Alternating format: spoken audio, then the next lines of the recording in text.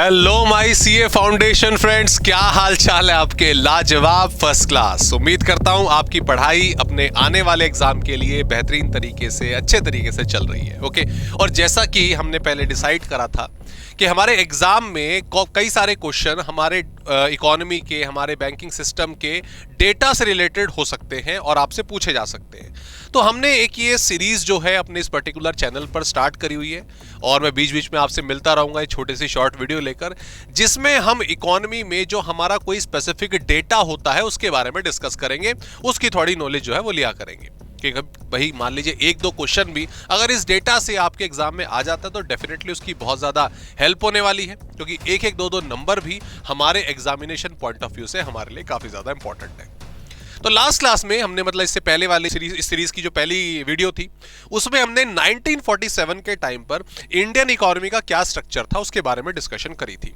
आज की इस वीडियो में, आज की शॉर्ट वीडियो में, डेटा बेस्ड वीडियो में, आज दोस्तों हम बात करेंगे हमारे बैंकिंग के बारे में। ओके, जहां पर एक बहुत बड़ा कनेक्शन हमारी कंट्री के सेंट्रल बैंक, आरबीआई और कमर्शियल बैंक्स के बीच में क्रिएट होता है।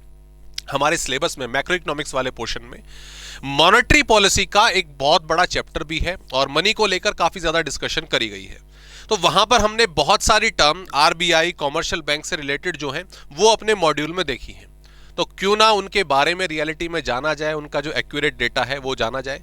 तो यहां पर दोस्तों हम स्टार्ट करेंगे अपना मेन कंटेंट, बैंकिंग में इस्तेमाल होने वाली हमारी इंपॉर्टेंट टर्म्स। तो बैंकिंग डेटा में दोस्तों जो सबसे पहली दो मेन टर्म्स बैंकिंग में इस्तेमाल होती हैं वो है सीआरआर और एसएलआर। ये दो तरह की रेशोज होती हैं।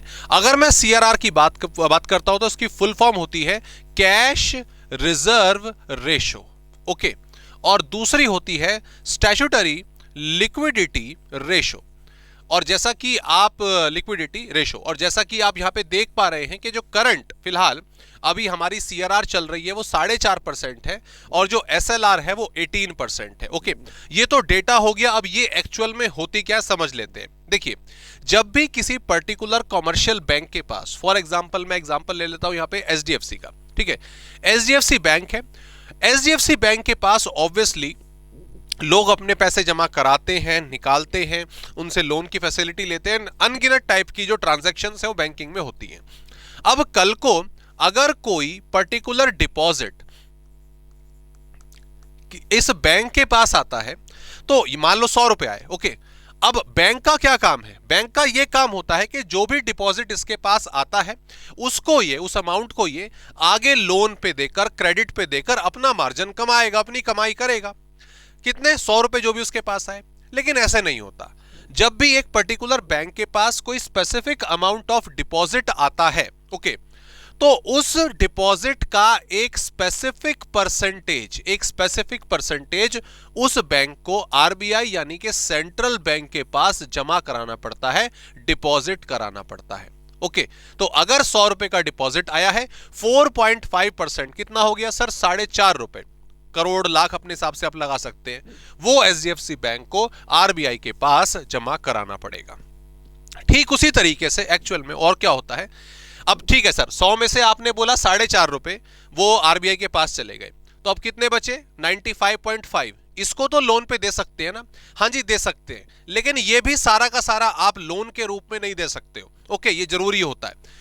बैंक को अपनी लिक्विडिटी मेंटेन करने के लिए कुछ पैसा अपने पास रखना पड़ेगा। भाई, जिन लोगों ने डिपॉजिट कराया है, अगर वो कल को मान लीजिए आ गए निकालने के लिए, हालांकि बैंक ये सोचकर खोले जाते हैं कि जो लोग पैसे जमा करा रहे हैं वो सारे के सारे एक ही दिन नहीं आ जाएंगे निकालने के लिए, राइट? तो होता क्या है कि भाई मान लो कल को अगर आते हैं और पैसे निकालते हैं तो उनको क्या बोलोगे आप कि भाई जो आपने पैसे जमा कराए थे वो तो हमने लोन पे दे दिए, अब बाद में आना, कई साल बाद आना। ऐसा तो नहीं होता ना। अगर वो आया है तो बैंक में पैसे रहने चाहिए। तो जो भी आपका डिपॉजिट आया है उसमें से एक पर्टिकुलर बैंक को हमेशा अपने पास रखना पड़ता है, वो आप लोन पे नहीं दे सकते। तो 100 का 18% कितना हो गया आपका सर? 18 रुपीज हो गया। तो 18 रुपीज बैंक को अपनी लिक्विडिटी मेंटेन करने के लिए हमेशा अपने पास रखने पड़ेंगे। ओके, सो कुल मिलाकर कर हम ये देखें यहां पे 100 रुपए आए, हाँ जी सर, उसमें से 1% जमा करानी है आरबीआई के पास, वो क्या होती है? CRR, कैश रिजर्व रेशियो, और वो आज के टाइम पे 4.5% चल रही है। और एक बैंक को अपने पास कंपलसरी रखनी है लिक्विडिटी मेंटेन करने के लिए, वो है 18%, और उसका नाम है स्टैट्यूटरी लिक्विडिटी रेशियो। तो 100 रुपए में से आपने 18 रुपए और 4.5 रुपए माइनस कर दिए, 77.5 जो बैलेंस अमाउंट बना है उसको बैंक फिर अपनी ट्रांजैक्शंस में लोन के रूप में, क्रेडिट के रूप में, इन्वेस्टमेंट के रूप में अलग अलग जगह पर कर सकता है। तो ये दो रेशो CRR और SLR आपको मालूम होनी चाहिए। एक और इंटरेस्टिंग जो चीजें हैं रेशो के मामले में, रेट्स के मामले में सॉरी, वो है रेपो रेट और रिवर्स रेपो रेट। और इसमें अक्सर हम जब हमारे बैंकिंग्स की क्या नाम है RBI की हर क्वार्टरली बेसिस पर जो मीटिंग होती है उसमें रेपो रेट को काफी चेंज करा जाता है। काफी से मेरा मतलब है ये सुर्खियों में रहती है कि इसे चेंज करा जाएगा कि नहीं करा जाएगा।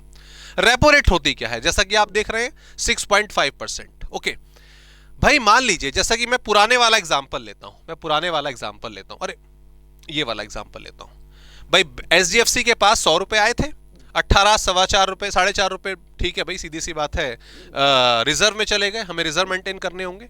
और अभी बैंक के पास जो डिपॉजिट है वो 77.5 है। अब कल को बैंक के पास एक क्लाइंट आया और वो कह रहा है कि भाई मुझे 85 का लोन चाहिए, करोड़ में लेके जाते हैं, 77.5 करोड़ रुपीस बैंक के पास हैं। और कल को एक क्लाइंट आता है, अंबानी जी आते हैं, अडानी जी आते हैं कि मुझे 85 करोड़ रुपए का लोन चाहिए। खैर 85 करोड़ रुपए उनके लिए क्या है, बट हमने एज्यूम कर लिया। अब ऐसी सिचुएशन में बैंक क्या करेगा? बैंक के पास 77.5 करोड़ है, उनके सामने 85 करोड़ की लोन की डिमांड आई, तो क्या बैंक मना कर देगा? सर मैथमेटिकली देखे तो मना कर देना चाहिए, ठीक है, बिल्कुल मना कर देना चाहिए। लेकिन ये बैंक के लिए अपॉर्चुनिटी है, भाई लोन पे इतना पैसा उठ रहा है एकदम से, तो बहुत अच्छी बात है बैंक के लिए। तो बैंक ऐसे केस में हाँ बोल देगा कि हाँ जी हम आपका लोन अप्रूव कर देंगे, और जो बाकी ये बैलेंस रह गया है कितना, 7.5 करोड़ रुपीस, उसके लिए इधर उधर तलाश करेंगे, किसी और बैंक से उठाएंगे, किसी और क्रेडिट प्रोवाइडर से कोशिश करेंगे। अगर वहां से भी पैसा नहीं मिला ना बैंक को, तो बैंक दरवाजा खटखटाएगा RBI का कि भाई साहब ऐसे ऐसी स्थिति है, या ना भी बताए कि हमें कुछ पैसा लोन पर चाहिए। RBI कहता है, RBI बहुत कुछ कहता है, RBI कहता है आपको लोन चाहिए, हाँ जी हम देते हैं, ये लीजिए लोन, और क्या rate of interest, 6.5%। In short RBI reserve bank of India हमारे कॉमर्शियल बैंक्स को जिस पर्टिकुलर रेट पर लोन प्रोवाइड करता है उसे रेपो रेट कहा जाता है। ये शॉर्ट टर्म बेसिस के लोन होते हैं दोस्तों। ओके, जिस तरीके से हम बैंक से लोन लेते हैं तो उन्हें एक स्पेसिफिक रेट ऑफ इंटरेस्ट चुकाते हैं ना। अब होम लोन है तो होम लोन रेट उसको कहा जाता है, अगर कार लोन है तो कार लोन रेट उसको कहा जाता है ना। ऐसे RBI से अगर कॉमर्शियल बैंक लोन लेते हैं तो उस पर रेपो रेट जो है वो अप्लाई होता है, और इसके हिसाब से कॉमर्शियल बैंक को इंटरेस्ट देना होता है। ओके, अच्छा, इसमें हमने खाली रिवर्स वर्ड जो है वो ऐड कर दिया, रिवर्स रेपो रेट। अब सर ये क्या होता है? RBI से कॉमर्शियल बैंक को जब लोन जा रहा था वो क्या था, रेपो रेट था। जब कॉमर्शियल बैंक से RBI को लोन जाए उसे कह देंगे रिवर्स रेपो रेट। लेकिन यहां पे थोड़ी क्लैरिटी है, कॉमर्शियल बैंक से RBI पे लोन जाए, ऐसा कहना बड़ा खतरनाक सा लगता है, भाई इनकी क्या हैसियत RBI को लोन देने की। तो थोड़ा सा चेंज कर लेते हैं कि अगर कॉमर्शियल बैंक अपने डिपॉजिट्स रखती है किसके पास, RBI के पास, तो उसको रिवर्स रेपो रेट कहा जाता है। भाई फंड्स पड़े हैं बैंक के पास, लोन पे नहीं जा रहे हैं, तो बैंक चाहता ना कि भाई कुछ ना कुछ इंटरेस्ट की कमाई तो हो, तो भैया RBI के पास ही जमा कर दो, वहां से कुछ जो है आता रहेगा। ये 3.35% और बहुत लंबे समय से इसमें कोई चेंज नहीं आया है। ये मेरे ख्याल से पिछले 8-10 क्वार्टर से या ज्यादा भी हो सकता है सेम ही पड़ी है, क्योंकि अब इसका इतना इस्तेमाल होता नहीं है, क्योंकि इंडिया बूमिंग इकोनॉमी है, पैसा उठ रहा है, इधर उधर बिखरा पड़ा है, बैंक्स के पास तो अपॉर्चुनिटी है इतनी सारी की सारी, वो कहीं ना कहीं इन्वेस्ट कर देते हैं, RBI पर वो कम ही डिपेंड रहते हैं। ओके, इसके अलावा हमारे सामने दो रेट दोस्तों और आ जाते हैं हमारे सिलेबस में, इकोनॉमिक्स की पढ़ाई में ये वर्ड बार बार आता है, बैंक रेट। और बैंक रेट भी सेम ही है, जब RBI लोन देता है कॉमर्शियल बैंक्स को, उसे बैंक रेट कहा जाता है, जिस रेट पर देगा। सर ये तो रेपो रेट की तरह सेम ही हो गया। बिल्कुल हाँ, सेम ही है, फर्क सिर्फ इतना है कि ये लॉन्ग टर्म वाले लोन्स होते हैं।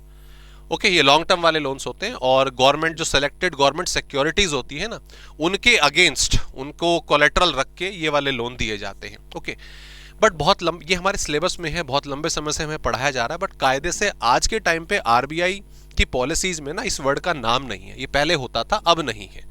मैं आपको फ्रेंकली बताऊं तो रेपो रेट का ही ज्यादा इस्तेमाल होता है। हाँ, फिर भी अगर लॉन्ग टर्म बेसिस के लिए कमर्शियल बैंक को लोन चाहिए होता है ना, तो इस वर्ड का इस्तेमाल करा जाता है, marginal standing facility. Marginal standing facility जो 0.7% के टाइम पे आजकल चल रहा है, और इट इज लाइक भाई ऑफ बैंक रेट। ठीक है, लॉन्ग टर्म बेसिस पर अगर कुछ क्रेडिट दिया जाता है तो मार्जिनल स्टैंडिंग फैसिलिटी का जो रेट है वही एप्लीकेबल होता है इन ट्रांजैक्शंस में। ओके दोस्तों, तो ये छोटी सी हमारी यहाँ पर जो डेटा है, हमने बैंकिंग से रिलेटेड समझा। इसमें किसी भी पॉइंट में अगर आपकी कोई क्वेरी या कोई डाउट रेज होता है तो पूछिएगा। ये चीज़ें हालांकि काफ़ी टेक्निकल हैं, इसमें और भी बहुत सारे रूल्स एंड रेगुलेशन हैं, लेकिन मैं आपको डेटा सीए फाउंडेशन के पॉइंट ऑफ व्यू से बता रहा हूँ। जैसे अगर मैं बात करूँ भाई सीआरआर कब कैलकुलेट करा जाता है, कब डिपॉजिट करा जाता है, इसकी भी एक लंबी हिस्ट्री होती है। ठीक है, ये रोज डेली बेसिस पे कैलकुलेट होता है तो नहीं, हर महीने के दूसरे फ्राइडे पर इसकी कंप्यूटेशन होती है और अगले एक हफ्ते के अंदर इसको डिपॉजिट करना होता है। ये छोटी छोटी टेक्निकल चीजें हैं, बट इतने गहराई में हमें नहीं जाना है। जब एक्चुअल में हम बैंकिंग के साथ डील करेंगे तब उसके बारे में पढ़ेंगे।